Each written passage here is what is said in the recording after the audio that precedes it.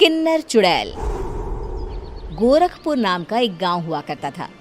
उस गांव में ज्यादा लोग नहीं रहते थे। उस गांव में एक गर्भवती विधवा औरत रहती थी। उस औरत का नाम कमला था। कमला अपने घर में अकेली रहती थी। उसके पति की सारी जायदाद उसके नाम हो गई थी, पर सभी गांव वाले उस औरत को मनहूस औरत समझा करते थे और सभी उससे नफरत किया करते थे। एक बार कमला राशन की दुकान पर खाने का सामान खरीदने जाती है।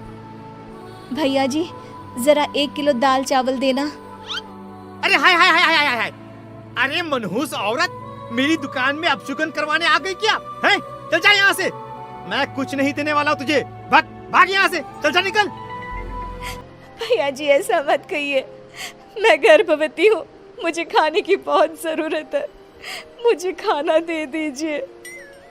दुकानदार कमला को वहां से धक्के मारकर भगा देता है। तभी कमला रोते रोते उस गांव के किन्नरों के इलाके में आ जाती है। गांव वाले किन्नरों को उसी इलाके में रखा करते थे, क्योंकि वो लोग किन्नरों को पसंद नहीं करते थे और उनके इलाके में रहने से मना करते थे।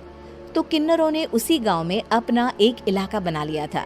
जब किन्नर लोग देखते हैं कि एक गर्भवती महिला रोते रोते उनके इलाके में आ गई है, तो सारे किन्नर कमला के पास जाकर उसका हाल पूछने लगते हैं। क्या हुआ बहन, तुम्हारी गर्भवती अवस्था में इतनी बुरी हालत कैसे? तुम रो क्यों रही हो? तुम डरो मत, हम तुम्हें कोई नुकसान नहीं पहुंचाएंगे। तुम शांत होकर सब बताओ कि हुआ क्या है। मैं कमला हूँ, मैं गांव के दूसरे इलाके से आई हूँ। 2 महीने पहले ही मेरे पति की मौत हुई है। मुझे गांव के लोग मनहूस मानते हैं, क्योंकि मैं विधवा हूँ और गर्भवती भी। वहाँ के लोग मुझे खाने के लिए कुछ बेचने के लिए भी तैयार नहीं, जिससे मेरा गुजारा नहीं हो रहा था। कोई बात नहीं कमला, हम तुम्हारा ख्याल रखेंगे। किन्नर लोग कमला को एक खाली घर में रहने के लिए जगह दे देते हैं और उसकी देखभाल भी करते हैं। कुछ ही महीने बाद कमला अपने बच्चे को जन्म देती है, पर अफसोस, कमला बच्चे को जन्म देते ही अपनी जान गंवा देती है। जब सब किन्नर बच्चे को देखते हैं तो बहुत खुश हो जाते हैं, क्योंकि वो बच्चा भी किन्नर ही था। कमला ने एक किन्नर बच्चे को जन्म दिया था। अब इस बच्चे की देखभाल कौन करेगा? हम तो इस बच्चे को गांव के दूसरे इलाके में भी नहीं भेज सकते। और तो क्या हुआ, इस बच्चे की माँ नहीं रही तो हम इसे पालेंगे। अब ये हमारे इलाके में रहेगा, हमारे साथ रहेगा। फिर वो किन्नर उस किन्नर बच्चे को गोद ले लेते हैं, उसका नामकरण कराते हैं। उस किन्नर बच्चे का नाम शक्ति रखा जाता है। देखते ही देखते शक्ति बड़ी होने लगती है। उसके रंग रूप बहुत सुंदर थे। वो बहुत सुंदर किन्नर दिखती है। एक दिन शक्ति एक किन्नर से पूछती है, माँ जी सुनिए ना, ये गांव के दूसरे इलाके में भी तो लोग रहते हैं, तो हम वहाँ क्यों नहीं जाते? हम उनसे अलग क्यों रहते हैं? शक्ति, क्योंकि वो लोग हमारे जैसे नहीं, वो लोग हमें पसंद नहीं करते, इसीलिए हम उनसे अलग रहते हैं। क्यों? वो हमें क्यों पसंद नहीं करते? मुझे एक बार उस इलाके में जाना है, मैं एक बार वहाँ जाकर घूम कर आऊं। शक्ति, खबरदार, जो तू उस इलाके में कभी भी गई तो अपनी जान नहीं गंवाना चाहती तो उस इलाके में कभी कदम भी नहीं रखेगी, समझी? इतना कहकर वो किन्नर वहाँ से चली जाती है। शक्ति उस किन्नर की बात सुनकर बहुत रोती है। माँ जी, ऐसा कैसे कह सकती हैं? उन्होंने इतनी सी बात के लिए मुझे इतना डांटा। अब तो मैं उस इलाके में जरूर जाऊंगी। फिर एक दिन शक्ति गांव के दूसरे इलाके में चुपके से जाती है। ये लोग तो हमारे जैसे ही इंसान हैं, तो ये हमसे नफरत क्यों करते हैं? जब शक्ति उस इलाके में पहुंचती है तो गांव के सारे आदमी उसके रूप से मोहित हो जाते हैं। वो लोग ये अंदाजा नहीं लगा पाते कि वो किन्नर है। शक्ति की सुंदरता देखकर सारे गांव वाले उसकी तारीफ करने लगते हैं। तभी गांव का चक्कर लगाने गांव के जमींदार का बेटा हर्ष वहां पहुंचता है। हर्ष भी दिखने में बहुत सुंदर होता है। जब हर्ष ने शक्ति को देखा तो वो भी उससे मोहित हो गया, और जब शक्ति की नजर हर्ष पर पड़ी तो वो हर्ष को देखकर मोहित हो गई। आपको पहले कभी इस गांव में देखा नहीं। इस गांव में आप नए हैं क्या? जी नहीं, वो मैं बस।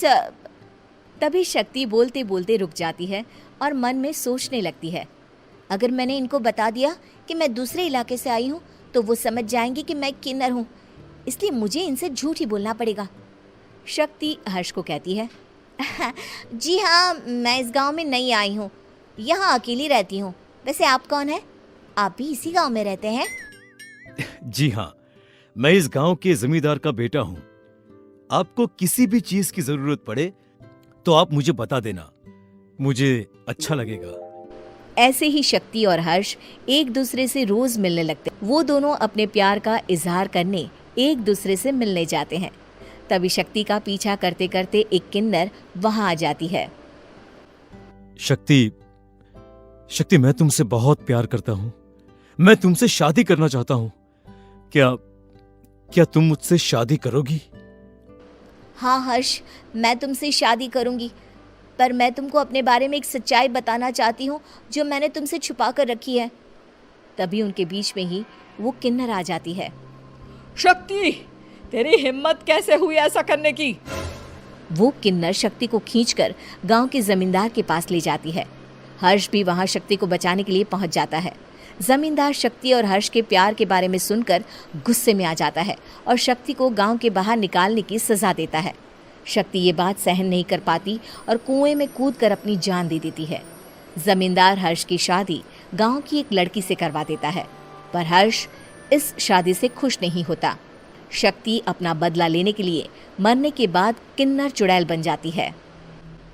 अब मैं इन गाँव वालों को नहीं छोड़ूंगी, अब इनसे मैं अपने प्यार का बदला लूंगी।